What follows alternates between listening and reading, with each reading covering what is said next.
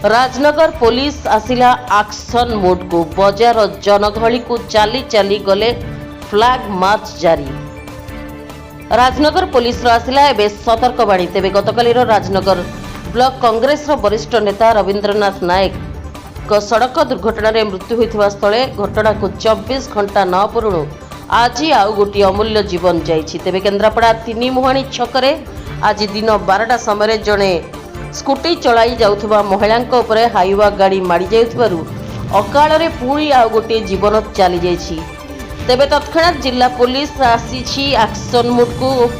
एपटे आज संध्या समय देखा मिली राजनगर थाना एसआई शिशिर कुमार साहू नेतृत्व में महिला हेड कॉन्स्टेबल पिनू नायक विनोदिनी बेहरा एपीआर फोर्स मान को धरी सान बड़ गोपालपुर बजार त्रिनाथ बजार पोलो पाख बाईपास राजनगर मुख्य बजार परिक्रमा करने सहित रास्ता मध्यरु अनावश्यक भावे गाड़ी पार्किंग को सचेतनता करथिले। केन्द्रापड़ारू अनिरुद्ध सेठी रिपोर्ट रिपब्लिक ओडिशा साधारण लोकों स्वर।